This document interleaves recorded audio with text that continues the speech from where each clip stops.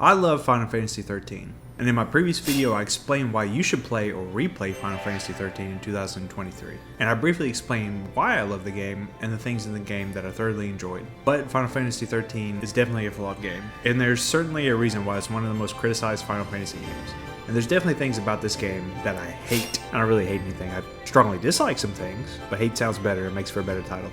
So here are the 5 things that I hate about Final Fantasy XIII in no particular order. Number 1, the story, or more so the execution of it. Hot take incoming, and minor spoilers. The plot to Final Fantasy XIII is actually very good. You have 6 people coming together in the same place for their own individual reasons, getting labeled as enemies of the world that they're on. They have the potential destiny to destroy that world, and in turn gain eternal life, or fight this fate and potentially become a zombie, but also they potentially could have eternal life from fighting their fate as well. As a concept, this is great. However, the writing of the characters and the way that the plot unfolds is very poor and underbaked, at least in the English dub. Everything in Final Fantasy XIII is very dramatized and almost anime in nature, which can definitely be charming at times. But it's too much in this game, especially early on when the characters and the plot lines are very unbelievable. If you suspend disbelief and don't take the story too seriously, you can certainly have a lot of fun with it, which is what I personally did for my second playthrough of the game, and I enjoyed the game so much more.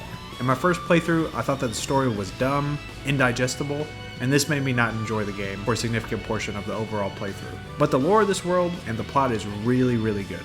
And if the characters would have been more believable as a whole, I think the excellence of the plot would have flourished. However, a lot of the plot is hidden behind data entries as data logs. I think putting extensive lore into data logs is definitely fine and sort of enjoyable, yet most of the data logs have story elements that are not in the game and that are integral to the story, and there's a lot of them. So if you don't read these data logs, you'll most likely not understand what exactly is going on in the story. The overall plot and the voice acting are wonderful, but all of the gripes that I just mentioned make the story incohesive and difficult to understand.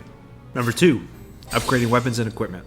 The weapons and equipment are really cool in this game, but upgrading them sucks, and is very poorly explained, unless you thoroughly crawl through some of these data logs on how to upgrade or look up a guide on it. So how does it work? Let's talk about weapons first, because equipment works very similar to weapons, but it's a little bit more simplistic. So for weapons, each character has their 8 base weapons, or 8 families of weapons per se, that then can be upgraded into 2 additional superior forms, for a total of 24 different weapons per character. Each family of weapons has a specific playstyle, so you can tailor your weapons to your playstyle, which is really cool. As a concept, this weapon system is great, but the way in which you upgrade them is very complex and requires a lot. So you upgrade your weapons through using components to increase their levels, which in turn increases their attributes, which is primarily strength and magic. Strength is the amount of physical damage that the character will do, and magic is the amount of magical damage that the character does. It also affects healing. Each of the 3 forms in each family of weapons has a max level and a rank. The rank determines how effective components are at upgrading the weapon. The higher the rank, the less experience each component will give for upgrading said weapon. Once the weapon hits the max level, it can no longer be leveled up in its current form. In order to upgrade it further into the next form, you need a specific type of catalyst to advance it to the next weapon in the family. And then same again for the next weapon in the family, but with a different specific catalyst. Confused yet?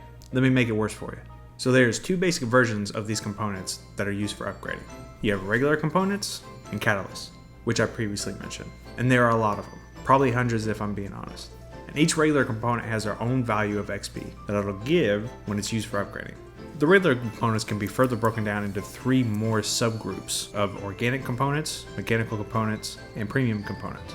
Organic components have less overall experience points, but have a positive hidden multiplier value. And mechanical components have a larger amount of EXP, but a negative hidden multiplier value. And premium components have a very large EXP amount and a very small negative hidden multiplier value, or a neutral hidden multiplier value. That's right, there's a hidden multiplier value, and it goes up to 3x normal values. And the game does tell you the overall multiplier value, but it does not tell you what the multiplier value of each component is. And the topping on the poorly designed mechanics cake is that all this information is buried in data logs, and the hidden multipliers are never revealed to you. So if you plan on upgrading weapons without any outside assistance on how to upgrade effectively, you will probably never be able to fully upgrade a weapon, and you will most likely waste a lot of very expensive components. And if you plan on using all of your components as to not waste them, then you'll need an Excel sheet and extensive planning in order to craft an optimal route of component usage if you want them to be effective.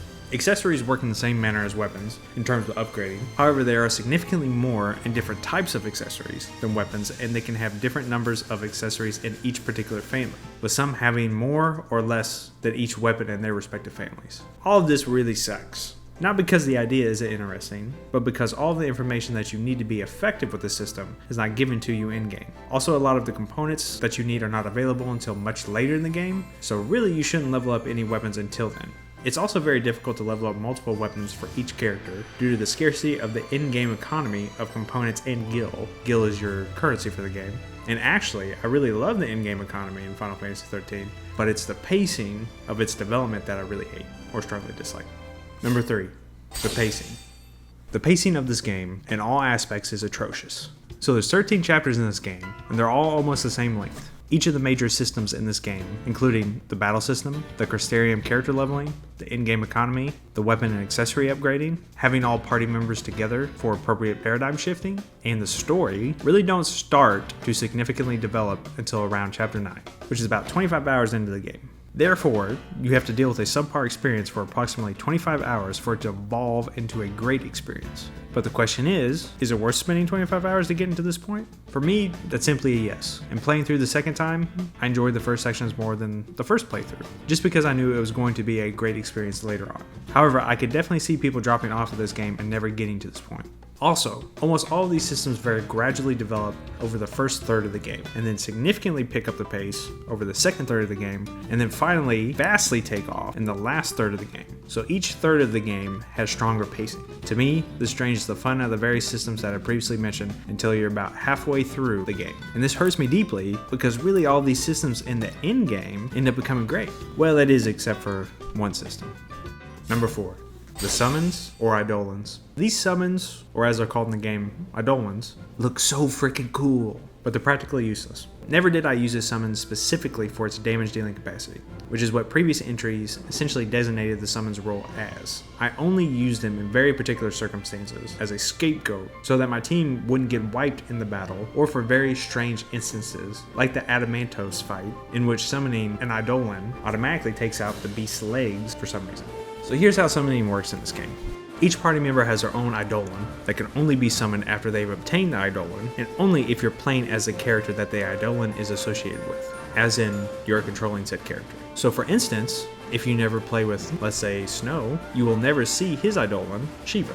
This combination of having to play as the character the Eidolon is associated with, and the fact that they are only of minimal use, really sucks because the entrance cutscenes and the design of each Eidolon is really unique, stunning, and fun. There are more practical uses for the Eidolons in battle, such as using them as a scapegoat, as I previously mentioned, to reset the party and save yourself from a game over screen. But this is so contradictory to what the traditional summons are designed for, and offers very little benefit overall, and again, minimal usage opportunities. And finally, to number 5. The balance of characters. There's really only one optimal team once you're able to play as all 6 characters, and there's a clear emphasis on which character you should be controlling.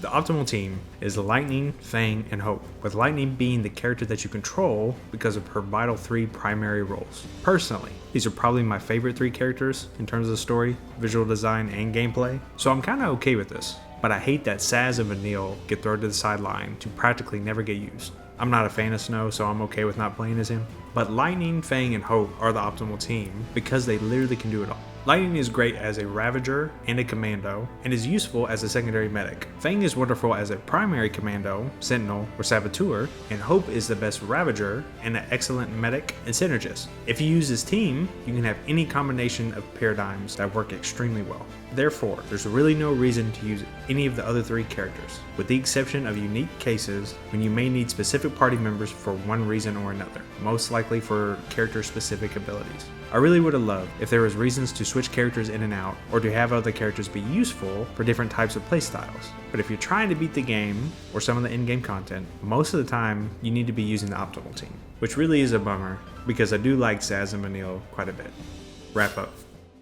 So like I said in the beginning, I really don't hate anything in this game, but I definitely strongly dislike some things. Overall, I love this game, and I wish we had more like it. If the various different points that I brought up would have changed to be more inclusive or polished, something that a remake could easily do, I think this would have been a classic instead of a cult classic. And honestly, it is a heavily criticized game and often looked at as one of the worst entries in the series because of some of these points that I brought up in the video. But if you want to see more of this, why not hit the subscribe button, hit the like button, and share the video. I'm thinking about doing a 5 things I love about Final Fantasy 13 next. But tell me what you think, and let me know with a comment, or let me know what you would like to see next. And if you want to see whether you should play Final Fantasy 13 in 2023, check out this video here. Alright, until next time, bye!